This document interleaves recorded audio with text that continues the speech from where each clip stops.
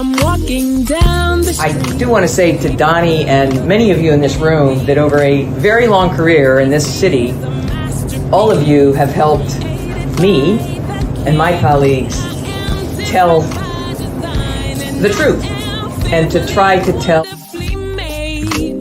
I may not look like you and you me, but Take my hat off. I'm from South Carolina, so I just... What does this event mean to you, Miss Peggy Marques? Oh, my heart, Happy 20th anniversary. my heart is about loving up on my sisters. Do you know what it feels like to have your sisters in the room? Donnie. And dare to be different and unique. I'm gonna be the best me I can be by letting His glory shine through. I am beautiful, I am blessed, but not just what you see in the flesh. I'm free from people, free from myself. There's a The doctor lived next door to the janitor to the reverend and the lawyer. We were together.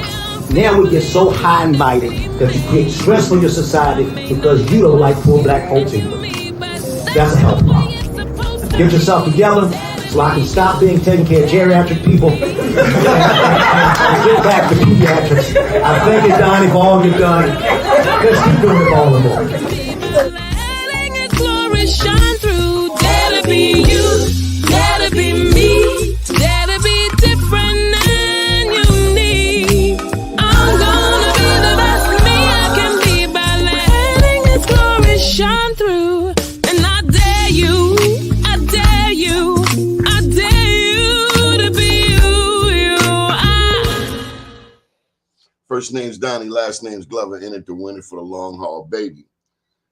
There's a bit of sadness on my voice today. We lost a giant in the one and only Tommy Broadwater. He was the first black state senator from Prince George's County. He was a member of the Senate from 1974 to 1983, a member of Budget and Taxation Committee. He was on Corrections and Transportation, the Rules Committee, Commission on Intergovernmental Cooperation, Joint Oversight Committee on Corrections, Joint Oversight Committee on Transportation, Governor's Juvenile Justice Advisory Committee, Governor's Housing Task Force, Governor's Task Force on Youth Employment. Most recently, we recognize Mr. Tommy Broadwater thanks to our very dear friend, Dr. Wilbert Wilson, at the last Black Wall Street, Prince George's County. He was born in Washington, D.C. on June 9th. That means he just had a birthday. Attended Prince George's County Public Schools, Southeastern University in Washington, D.C. Was married to the former Lillian Price. 4 children, 11 grandchildren, and 2 great-grandchildren. I want to take a moment, have silence for Tommy Broadwater II, Democrat from the 24th District of Prince George's County.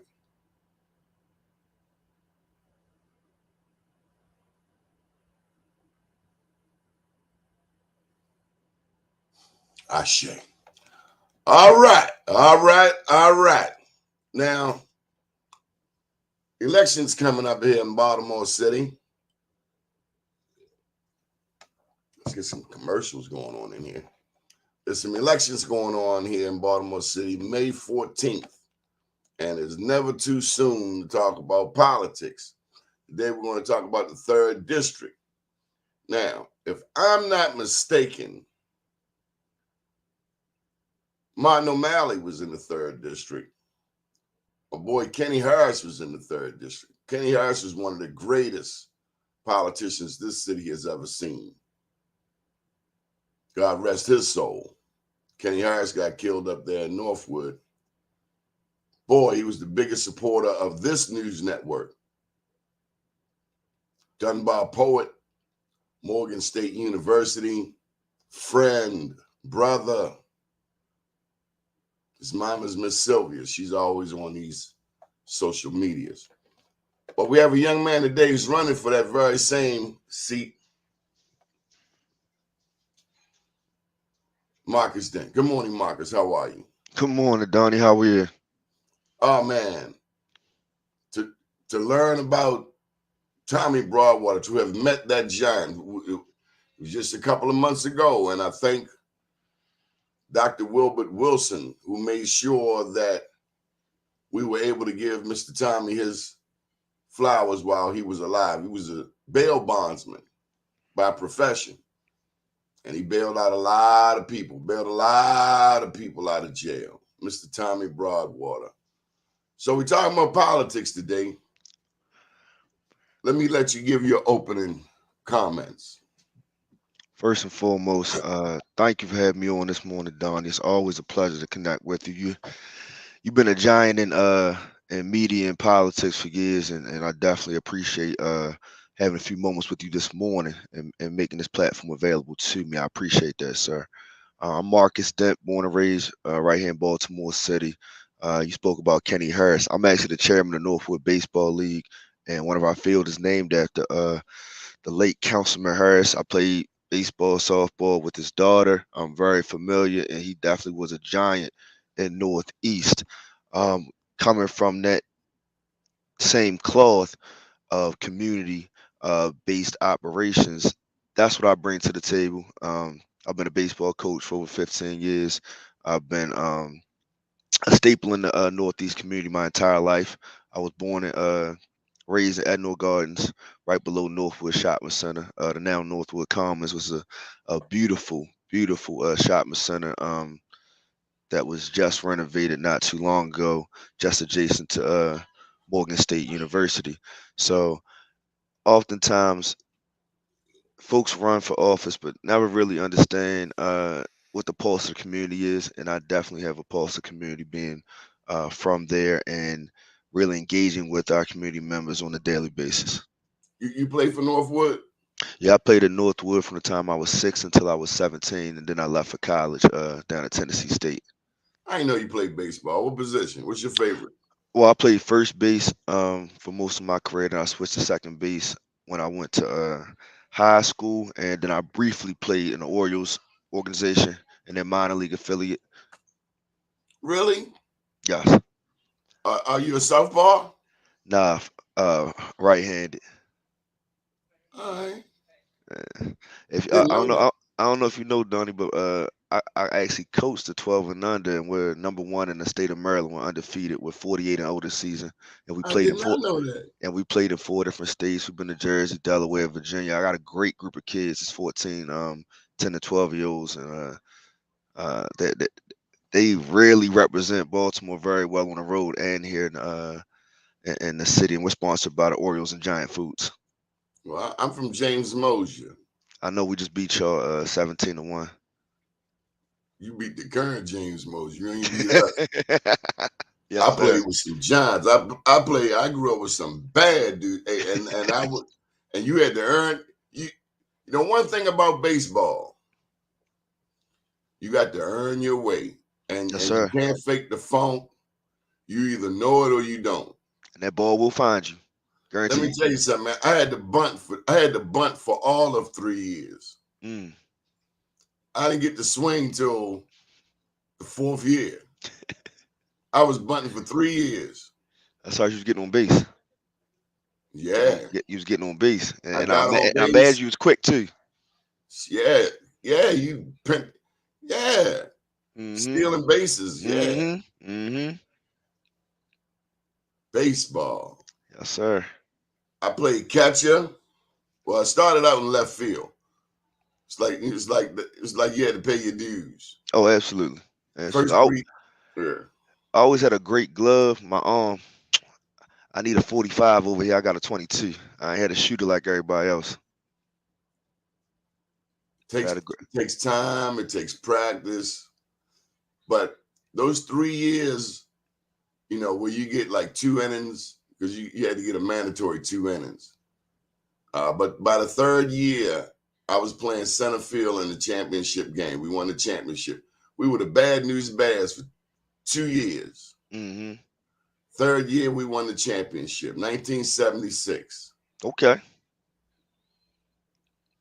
First time I'd ever been to McDonald's. My daddy was a Geno's man. You know about Yeah, Chino's? yeah. First time I'd ever been to McDonald's. Yeah, baseball, beautiful sport. That's my passion. Pepsi Cola, Coca Cola, Royal Crown, hypnotize them, boomerize them, knock them off the mound. You don't know nothing about that, boy. Nah, we don't cheer. We don't cheer. Oh, well, when you on the bench, that was your job to cheer. Yeah. What lessons? My coach was Charlie Hughes, Earl Ruff. Okay. Yeah, but catcher, pitcher, well, left field. But then once I came to the infield, third base. Hmm. And then ultimately catcher and then pitcher. And those skills you learn in baseball, you take to, by the time I got to high school, like some kids grew up with a basketball. Hmm. That wasn't my sport. I knew at 13 that wasn't going to happen. But baseball, play anytime, anywhere, anybody. Yep.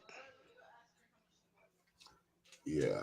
So you're running for office. Have you run for office before? Yes, I have. I was formerly on the Democratic State Central Committee. I was on the Central Committee for one term, District 45. And I previously ran for the third district about 10 years ago. No, excuse me, 7 years ago. What have you learned since then? You got to stay the course. You got to make sure that you really have an understanding what the people need, and it's 100% not about what you want. It's about what they need. And you got to be willing to go and ask the difficult questions, and you got to stand up to unpopular opinions as well, because at the end of the day, you represent those people who put you in that seat.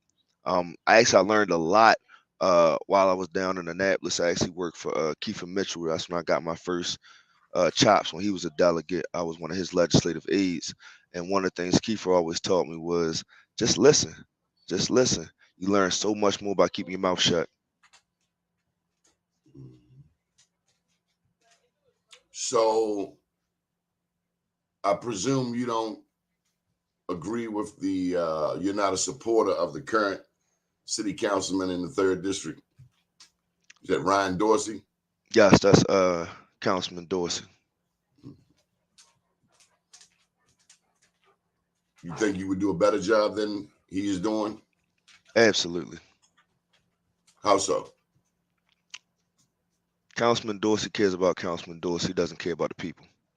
And the people have, for far too long, not been getting what they need on a daily basis. A lot of his legislation is based upon his special interests and where he gets his funding. And some of the things he's done in our district have really hurt our small businesses. They've really hurt our schools, and really hurt our ability to maneuver from a transportation perspective. We have an ungodly amount of bike lanes. Um, Thank you, God. Jesus, hallelujah. like Allahu Akbar. What the hell is going on with all these damn bike lanes? Hey, bro, I ain't riding no damn bike, okay? Bike lanes cross North Avenue, and I get it. You want to stop the carbon footprint. Brother, if you got kids, if you got parents you trying to take to the market or something like that, not putting my parent or my child on a damn bike. Well, that's the number one pain point for us in the third district. damn Skippy. We have the third most bike lanes in all of Baltimore City. And I love bikes. I'm a runner. I run in the Baltimore Marathon every year. I do the half marathon. I haven't been able to complete the full one yet. Um, so I'm all about fitness and athletics and multiple means of transportation. But those bike lanes have severely hindered our ability to maneuver in the third district. And you have folks that are late to everything because of those bike lanes. And our bike lanes aren't heavily utilized. You can sit right there on Harford Road, you can sit right there on Bel Air Road, Walter, Old Harford Road, and those bike lanes are not utilized at all. Are you saying people from this bike lane consortium finance, Ryan? Yes, heavily. How do you know? It's finance reports. They're public.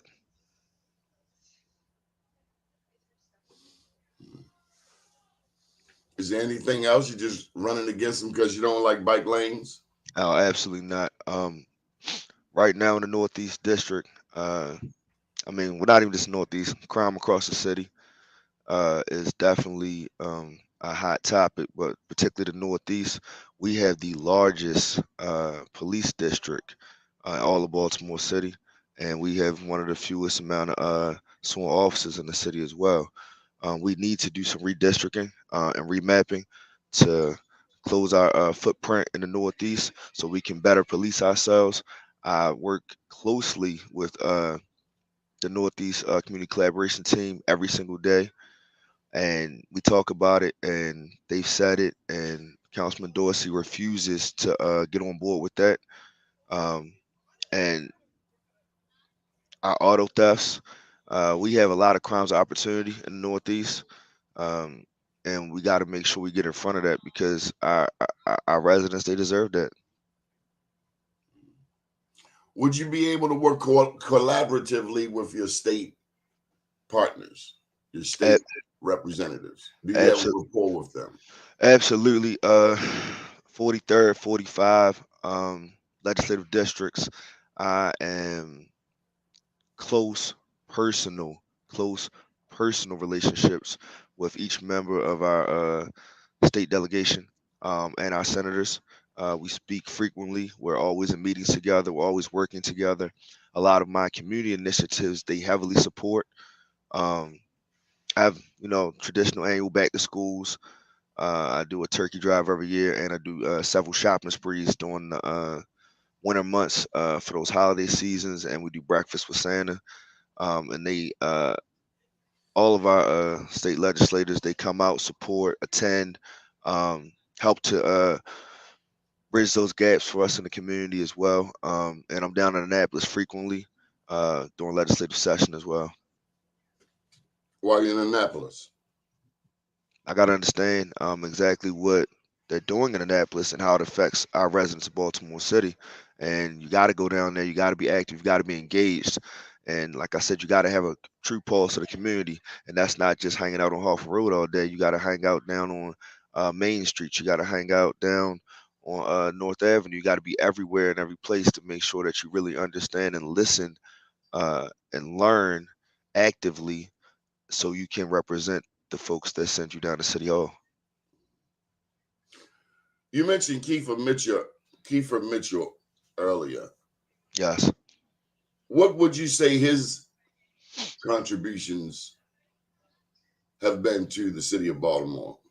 Anything in particular? You know the Mitchell family. No, They're no, no, so. no, no, no. Oh, Kiefer. Kiefer particularly. I you know I I can love. tell you about what my granddaddy did. What did he do? Yeah.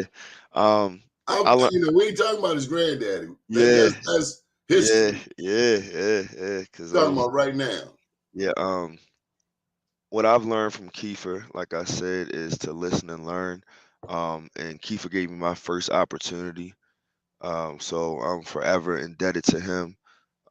He believed in me and gave me a shot. He was the one who encouraged me to go to law school up there in Delaware, Widener University, because he said, "How can you really write legislation if you've never been to law school?"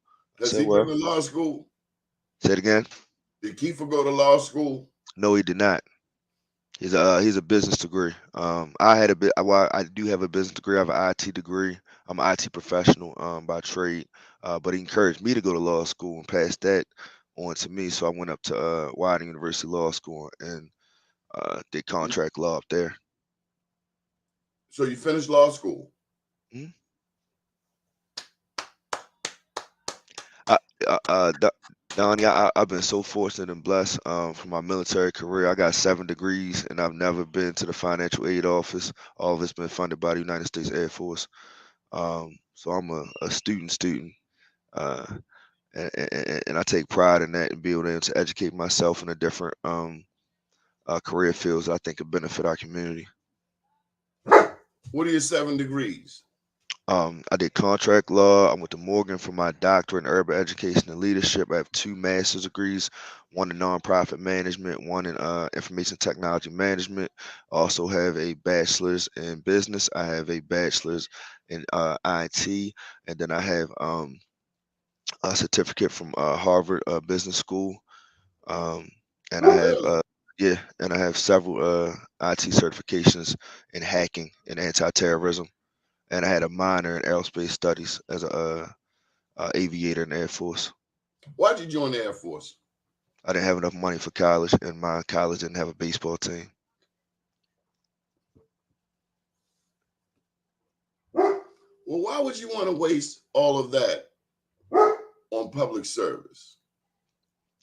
When I left Baltimore, I went to Tennessee State, and my goal was to come back and serve my community. And I thought a great way while I was in college, not only just the financial situation, but I got to serve my country. I was a captain in the Air Force. I worked for President Obama. I worked at the Pentagon. And what better way, yes, sir, what better way than to come back and share those gifts with the community that raised me.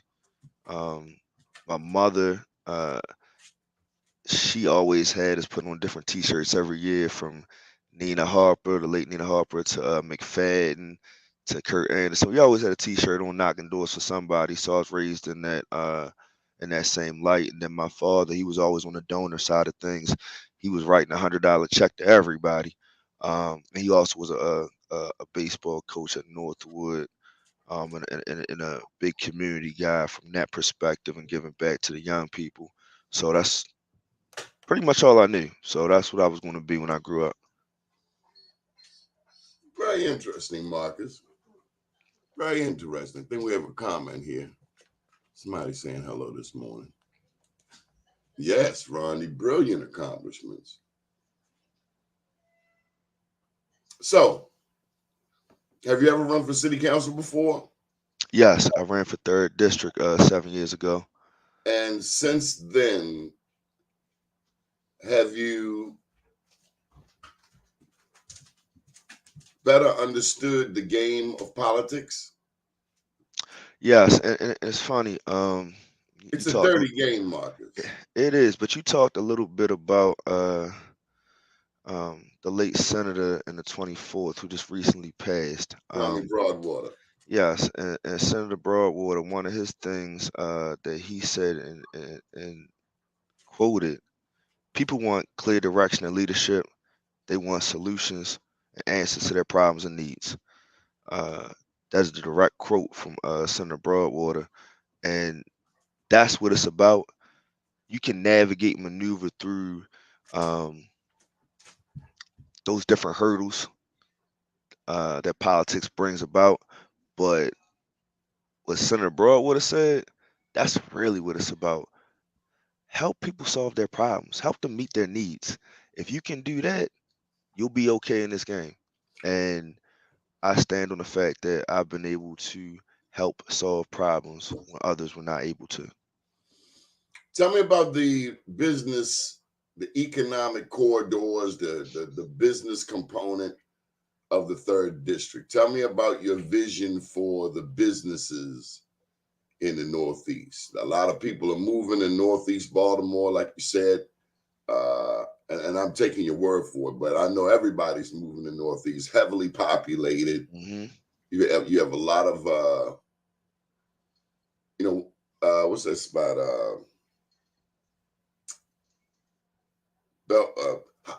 Describe describe the district border. So I mean, the Northeast. Collins is in the third district.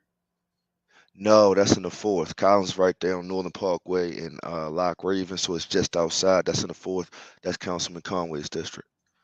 Okay, But but but we have Coco's in the third district. That's our crab cake spot right there on Harford Road. Coco's. Yeah, sir. You How gotta much get a Coco's crab crab. cake cost at Coco's?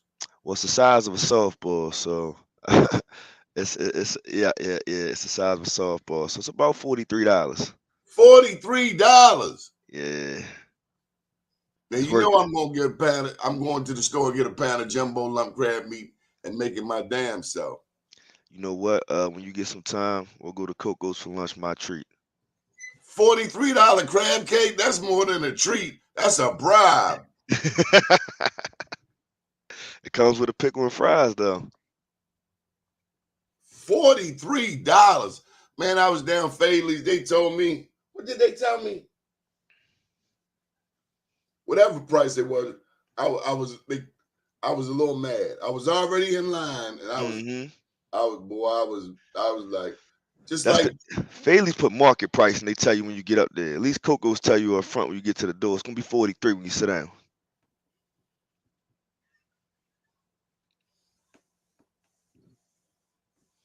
But it's I ain't knocking nobody's business. yeah. We support business. I just asked you about business, so tell me more about the business. Yeah, so we have a beautiful corridor going from the bottom of Harford Road where they did the new bridge all the way up almost to Taylor Avenue. We have so many businesses and shops.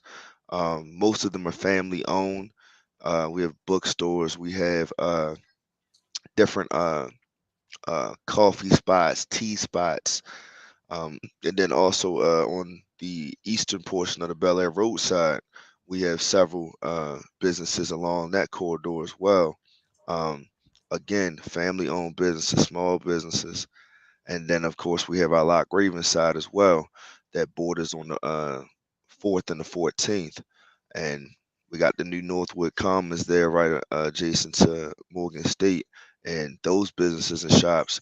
The thing I like about the businesses we have in the Northeast, they give back to the community. They believe in the community. You go to them and they'll speak with you. You can talk directly to all the owners. They're normally in their places of business every single day. Uh, Washing dishes, cleaning tables, helping customers, and they provide jobs. So one of the things that I appreciate is a lot of our 15, 16, 17, 18-year-old folks out there are now working at a lot of these establishments after school. And that's one of the things. If you're employed, you're working, 9 times out of 10, you're not going to be a victim of crime or an assailant. So I believe in making sure we get these young people jobs, and these businesses are providing those jobs to the neighborhood, and we appreciate that um, wholeheartedly. And then they come and give back to us in every single respect. They reach out and say, "Hey, what do you have going on? How can we help? How can we partner? How can we be a part of things?" We've been doing the Black Wall Street Awards since 2011. Hmm. BeMoreNews.com, the mothership to this news network. We've recognized, thanks to people like Rondi Griffin, we've recognized over 2,500 people who celebrate Black entrepreneurs and professionals, as well as the people who support them regardless of race. 9 cities. You have a lot of Black businesses in the Northeast. Yes. You may have more Black businesses in the 3rd district than anywhere else in Baltimore. We're right up there. I went to your Black Wall Street, I think it was 2 years ago, a year ago. Shannon Chase, her mobility business. You awarded her, and I was there for that celebration. It was a beautiful celebration, and What's I her was name? just Shannon Chase. She does mobility. She Black owned, woman owned business. She does mobility for senior citizens, uh, and she Oh, does. was that over on Central Avenue? Sure was. Yeah. Sure was. Oh, yeah. I remember Mhm. her whole family showed up. Sure was. That was just a beautiful moment because you were celebrating one of my childhood friends. We've been friends since we were 11 or 12 years old. And she quit her HR job. She was an HR executive to start this business. And her parents Well, actually own a maybe, creamery shop over on Frederick Avenue. They said, "Go and quit your job, start a mobility business." Now she got 3 trucks. maybe you need to sponsor Black Wall Street in the 3rd district so we can help uh, percolate your campaign. You know what? That's actually not a bad idea. One of our newer businesses, the Hamilton Bar and Grill, it's been there for about a year and 2 months now. And former Baltimore City school teacher got together with his brother, and they opened that establishment, and they provide lunches to kids. They support our seniors. Um, they have Does different game does nights. does Ryan Dorsey engage with the black businesses in the third district? It's not even a black business thing, Donnie. He doesn't engage with any of the businesses, not in the way that they should. Um, Oftentimes, Ryan is one of the folks that are um, calling different city agencies to complain about the businesses because the businesses do bring customers. Those customers need to park, and once those parking spots get taken up, sometimes the cars are in the bike lanes because they can't always fit because they're larger cars. So he always calls and complains about the traffic because of the vehicles. So tell me about yourself. Are you a family man? Yes, I have a son. My son just turned 10 years old, little Marcus. That's my pride and joy. He's just the smartest little guy ever. I'm a single father, and I just enjoy being his dad and raising him to be an upstanding young man. Tell me one lesson you've learned about fatherhood. There's no playbook on it. You're presented with different challenges every single day, and you just do your best to do right by your children. Tell me about fatherlessness in our communities. It's one of the reasons I coach baseball. For 2 hours a day, I'm a dad to all 14 of my boys. Um, and unfortunately, sad to say, I don't know if I'm the problem or I got bad luck, but one of my baseball players or former baseball players is always dies every single year. I just recently lost one of my former players a couple months ago to gun violence. Every year thus far, unfortunately. For 12 years straight since I've been coaching. Since I got out of the military, 12 years straight, I've lost a player. Last year, I lost one of my 10-year-olds, um, Dalen Benton, but that was to a brain aneurysm. He died from a brain aneurysm 3 days after his birthday. Um, so What not have they all, what have they died from? um, other than Dalen, all of them have been gun violence. Every last one of them. And that's just my baseball side. I coach middle school basketball for a long time, and I buried 7 of my basketball players, all of them under 25. And you know all too well, Donnie. We do this a lot, but I'm tired of going to funerals every week. Um, Tired of shaking hands and flowers and condolences. It's uh, it's a far too common place in the world we live in. And like I said, you've been doing this a long time. You've seen it. You've been there, been on the front lines. Um, and unfortunately, it's such a common place for us now.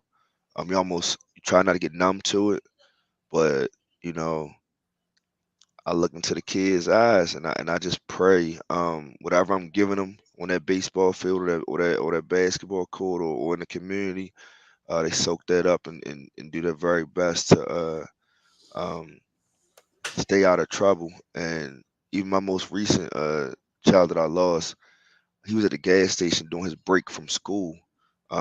He was a senior in high school, set to graduate this June, but didn't make it. Um, and he was just getting his life back together. He was finishing his last couple credits up there at Ace on Northern Parkway. He's 20 years old, and he was at the gas station and got shot at the gas station doing his break.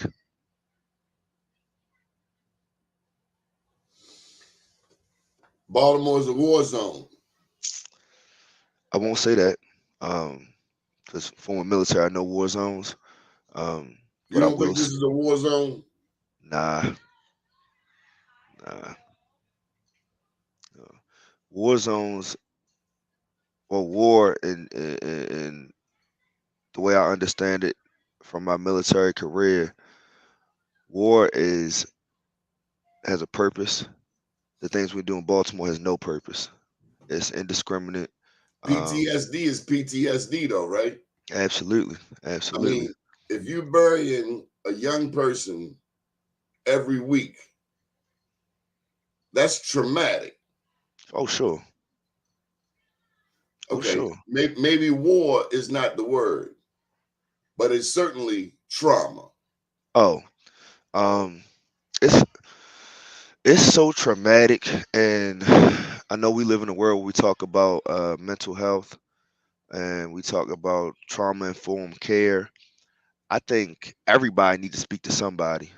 I don't know if it's a preacher, Thank you, pastor, brother. counselor, but you got to talk to somebody Yes, because brother. there's no way that any of us are right.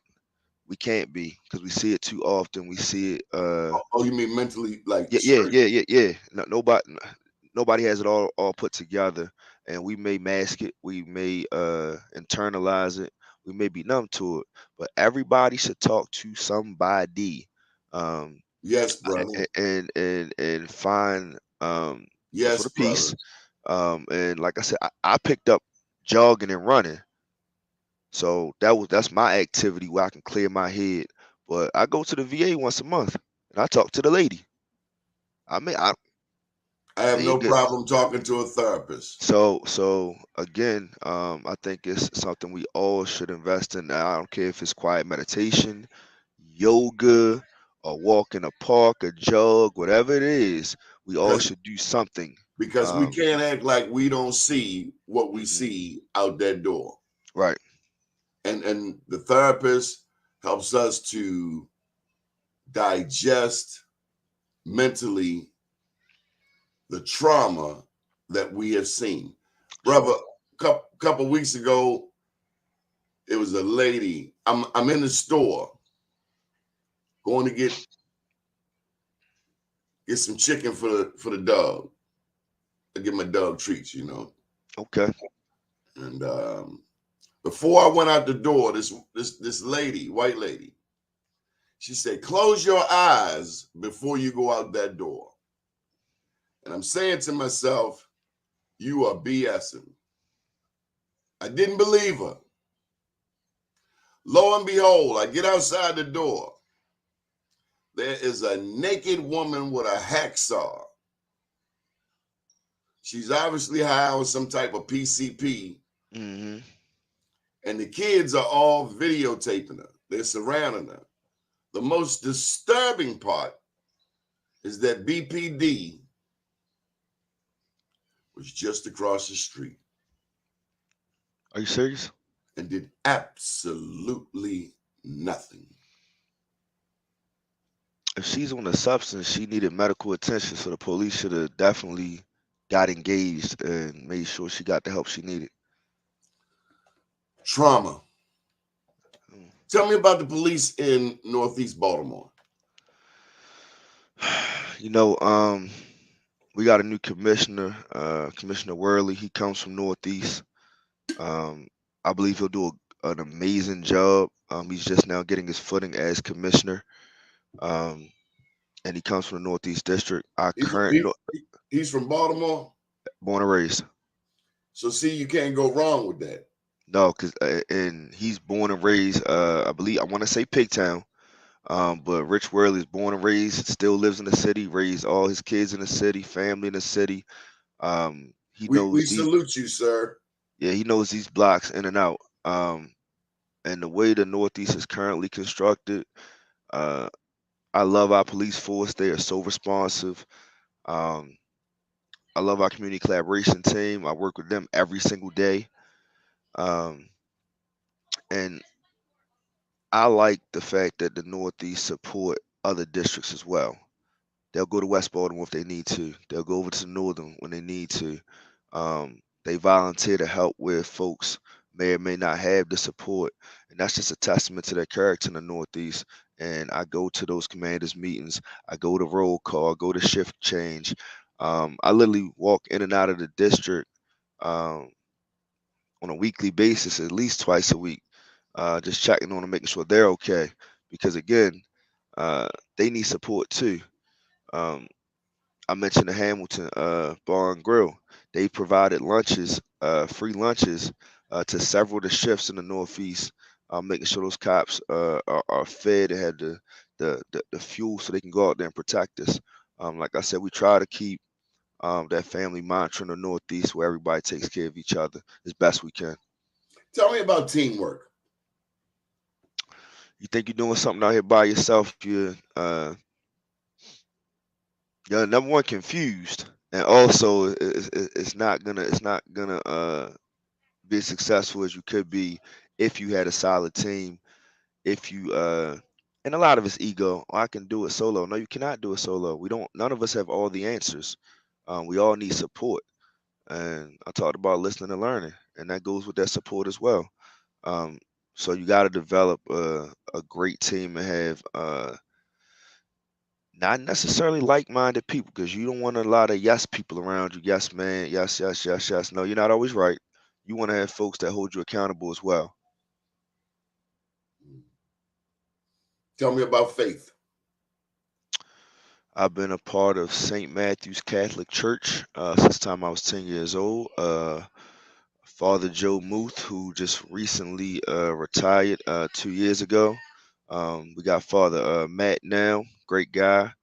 Um, it's right there, northeast, cross street from Cardinal Shan. I know you know Cardinal Shan's amazing choir over there. Love that school and that those kids over there.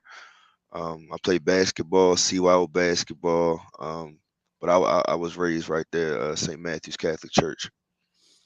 Any thoughts on Attorney General Anthony Brown's taking up of the cause of these pedophile priests? Everybody should take that cause up. I mean, you harm a child, you harm a woman. That's inexcusable in any way, shape, or form.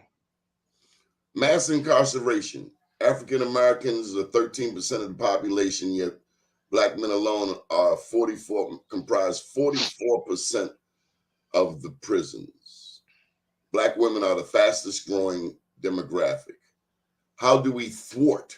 How do we reverse that unfortunate pattern? Two ways. I mentioned it earlier. Jobs. Get them employed. Get them working. Get them a trade. Get them a skill. You got a nonviolent crime.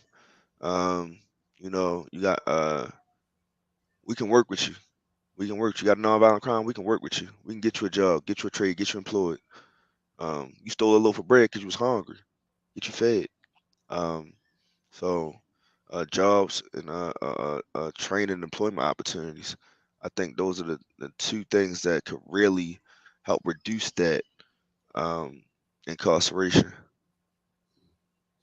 Lauryn Hill said in her travels all over the world, she's come to find that what differentiates one child from another is not their ability, but it is their access to opportunity, access to education, access to love. What do we do for these young people out here that we are losing at record numbers? You just said it, love. You know how many kids haven't had a hug, haven't had a compliment, um, haven't been encouraged, haven't been told they're doing a good job. Um, we got to get back to that. We got to get back to having a support and a winning attitude and infusing that into our young people. Um, tell them they're doing the right thing. Encourage them. Tell them that there's better out there for them. Tell them that there's another way, another path, and show them as well, uh, and pave that way. Um, and don't think you have to do it as adults alone. Exposure, right? Expose them to a Donnie Glover. Say, look, Donnie has his own new show. He has his own network. He's been doing this for decades. Donnie came from West Man, Baltimore. that sound old. But you're a testament. You're a testament. You're a living testament of what we can be. To God be the glory. What we can be. What makes you want to run for 3rd District? I know we're being redundant, but it's a It's my job we've done. It's both to poke and poke and poke. Why do you want to do this? Why do you want to take all of your community service? You know, I think of B. Gaddy. When I look at what you're doing, I think of B. Gaddy. She did all of these things, and then she finally ran. And when she ran without EDO and won, hands down. Why do you want to serve on the Baltimore City Council? The third district has raised me. The third district is so near and dear to my heart. Other than my time in the military and college, that's the only place I've ever lived. And ultimately, I'm a true representation of the people in the third district. And Is Ryan Dorsey from Baltimore? yes, I didn't know that. I went to high school with his sister. Yeah.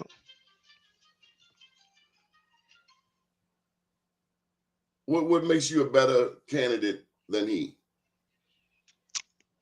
I have a true pulse on what the community needs, what the community has been crying for. I'm a listener and a learner.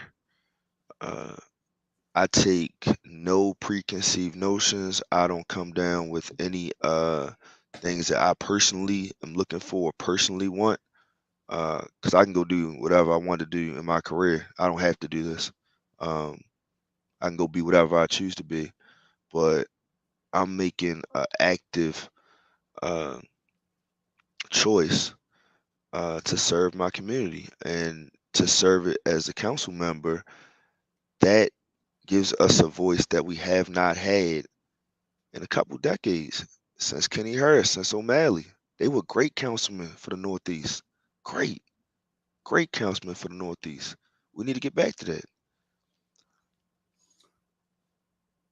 Are you going to let it change you? Be careful. Will it change you? Everybody changes. You Sure. get in there, you said all of these nice platitudes now. Then once you become councilman, Marques, Dent, you know, I've seen it a million times. Black people, white people, Jewish people, Muslim people. I've seen it. All of a sudden, hey Marques, what's going to stop you? What's preventing you from becoming councilman? This Councilman Dent now. I worked at the Pentagon for the president. The lights, they don't do it for me. I run 3 nonprofit for NFL players. I go to the NFL draft. I sit front row at the Ravens. I have lunch with rappers. Um, that stuff doesn't do it for me. Um, I've been in rooms with the highest ranking generals in the entire nation. So many stars on their shoulders. So a You ain't lot had of no more than folks, 5 though, right? nah, it's four stars, just 4 4, my stars. bad. Yeah. But a lot of folks that do enter into public office, they've never experienced anything like that, and it's a culture shock to them. That they see the money, they see the fame, they see all these different things, and it's new to them. Um, I've been so fortunate, uh, in large part through my military career and through my nonprofit connections. I've been at the head of the table um, with multimillionaires. I've been at the head of the table with some of the most powerful people in the nation. And I've not only held my own, I've led them. And at the end of the day, I go right back to Bel Air Road um, to my home and make sure that those connections that I've made, I always ask, well, what can you do for the folks on Harford Road? What can you do for the folks in Mayfield? What can you do for folks up there in Laurelville? How can you help us out? And they come back and help out with open arms. So there's never going to be a situation where I'm enamored by any type of things or any type of cachet that comes with being elected. Um, and if you go on Harper Road right now and say who's the councilman, they're gonna say, ain't it Dent? They're like, nah, it's that other guy. But I thought it was Dent. So What countries have you been to, Marcus? the United States, What do you see happening with China? as far as what? War. Could America beat China at war? We're the most powerful nation in the world. They got 1.4 billion people. We're the most powerful nation in the world. They own the money. They own everything. Everything in your house, in your business, got made in China on it. We have very little manufacturing. We buy True. our stuff from them. They own True. property here. True. If they called in their marker, we would be broke. I wouldn't say that. We take a financial hit. We're gonna be broke though.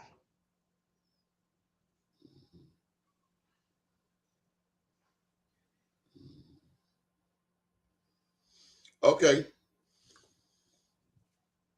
Baltimore City Public Schools got a CEO making $400,000 a year, spending one of the largest expenditures per pupil in the United States, $16 or so, 16 grand per student. Would you keep her or would you vote out? I was raised by an educator. My mother, she was a city principal and vice principal for 35 years.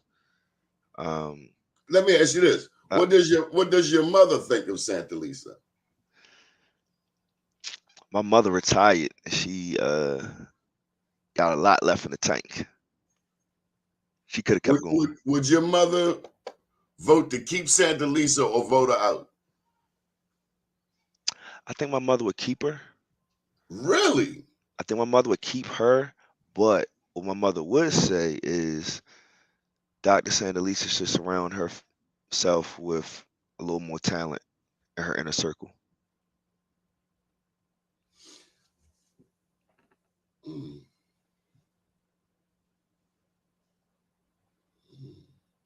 Because you asked me earlier about teamwork, right? I can be at the head, I can be at the top, I can be at the front of the table, but if my cabinet members, if the folks that are at the table with me, that's really number one, that shows your leadership. Because if you can't build a team around you, then you might not be the person to be at the head of that table. But if you are at the head of the table, you gotta surround yourself um, with talented folks that fill those gaps where you are deficient, because nobody is perfect. So the things that you lack, you gotta fill those gaps with your team. And I think Dr. Sandalisa can do a better job of filling those gaps with a little bit better team members. One piece of advice you would give Governor Westmore. Stay the course, brother. Wes is so passionate, uh, and Wes believes in people. Um, and I often send him words of encouragement via text. But I would say, like a horse, keep the blinders on, keep the blinders on, block out all the exterior fluff, and stay the course. Because I believe he's leading Maryland. Oh my goodness, he's leading Maryland in the right direction, and he's only been there a couple months. One piece of advice you would give Mayor Brandon Scott. Talk to Westmore. Go lean on that brother. Learn from him.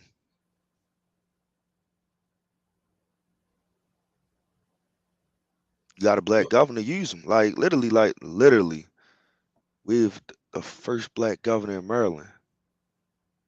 If I was the mayor, I would call it. Good morning, Governor. What do you think about this? I'm trying to soak all that up. Trying to soak it all up. But that's me, uh, from my military background. I was a 21-year-old lieutenant in charge of 240 people. My budget was $100 million. I got $100 in my bank account, but you put me in charge of $100 million? I got to my unit. I found the oldest, crustiest looking sergeant I could find. I said, "What am I supposed to do? I'm the leader. I'm in charge of all this, but I need help." I found a major. "Sir, help me. Show me. Let me learn." So, yes, you can be at the top, but you got to reach out. Use the things, use the people that are around you that you have access to. You have a unique opportunity to have a direct line and direct access to some of the just smartest people ever. You got to use it. I would never sit there twiddling my thumbs trying to figure it out on my own. Your favorite rapper? I'm weird. I like Cameron. I love him and Mace on their podcast, talking about sports. But yeah, Cameron's my favorite rapper. Why? Dipset. That's what I grew up on in those late '90s, early 2000s. My second favorite is Fabulous, but number one is Cameron. Favorite politician?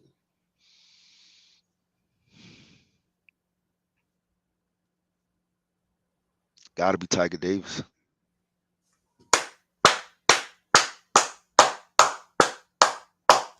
I salute you, sir. Why? That's my mentor. Tiger and I, we work with NAV vets together. He brought me into that organization. Uh, he got me to be vice commander of Dolores Mitchell VFW. Um, Tiger and my grandmother with the Dunbar together, they best friends. I'm always at the Elks meeting with Tiger. Yes to them poets, yes to those poets.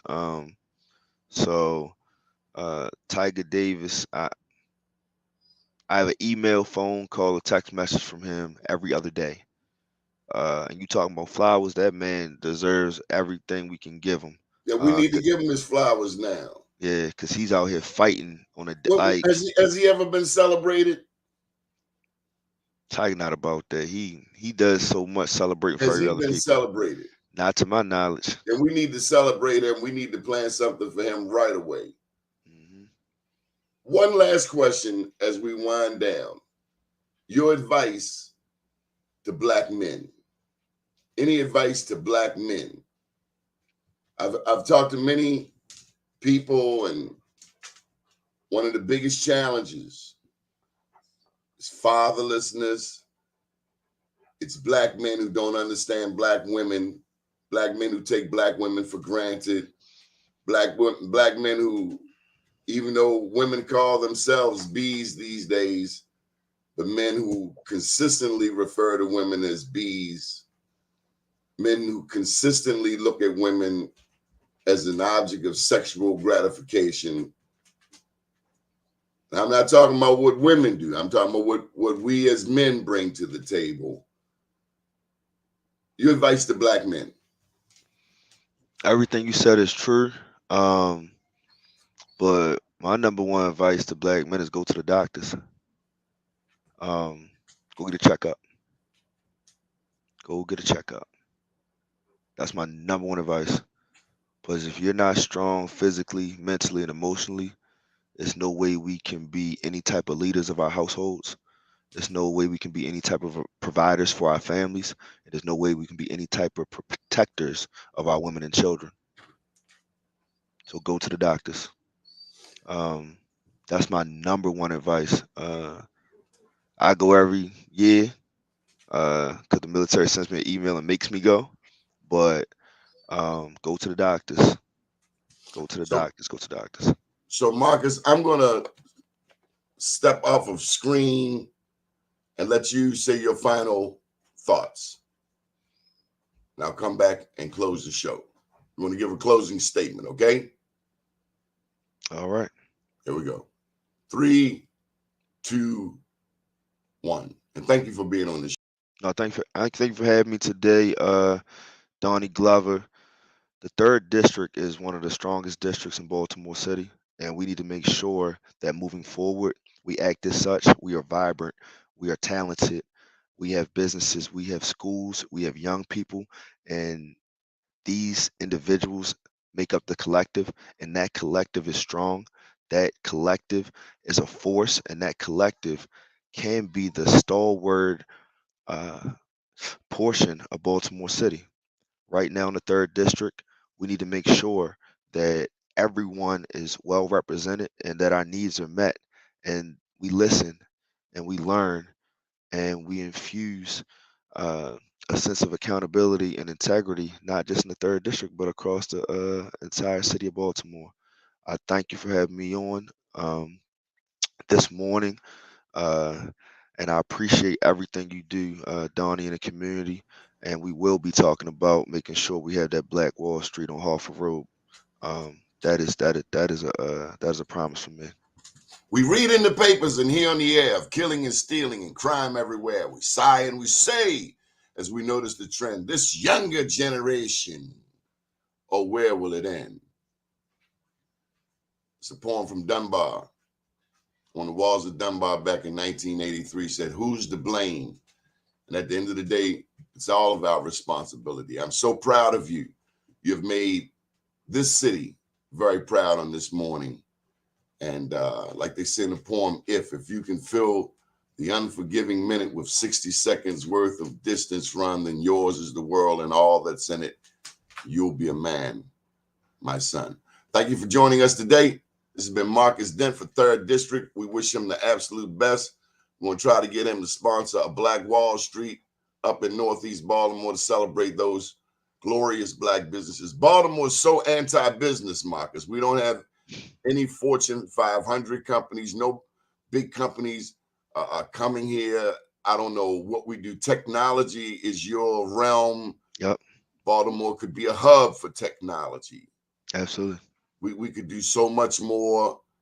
But we have to get our Black men better engaged in the process, better engaged in the family. Mass incarceration is eating us alive. When the father is away from his children, then you have 28 people being shot. At the end of the day, fatherlessness plays a serious role in all of this. The last time I saw you, you were there in Northeast Baltimore just after an event with the young people, with your team, and you certainly demonstrate and live the type of life that would help empower others. You mentioned Corey McRae, you mentioned Tiger Davis, you mentioned Wes Moore. I think the Northeast, the 3rd District, would be blessed by you, particularly the businesses. You know, that's very near and dear to my heart. We have to nurture that business community. Without the businesses, you know, you can have politics all day long, but if the politics don't translate into economics, and this man, Tommy Broadwater, who got his wings in the past 24 hours, he was all about taking politics and parlaying it into economics. It's called political economy. I learned that up in your district, in Morgan State. Morgan State is the 3rd District. Absolutely. So if you have politics and you got economics and you got them working together, like Marion Barry, like Coleman Young, like Maynard Jackson, like Harold Washington, these are giants who made sure that you can have politics. We got all of the Black elected officials in the world. What we don't have is the economics. We have $1.5 trillion nationally in annual disposable income. That's equivalent to 14th, 15th largest economies on earth. We can do anything. We can accomplish anything we want. And you live in one of the more economically vibrant parts of Baltimore that there is. Everybody's moving to the Northeast. But we got Beverly Hills in the Northeast. but you also, you know, it brings a lot of challenges too. So we wish you the absolute best. Thank you for joining us, Marques Dent. Thank you for having me. Good morning, world.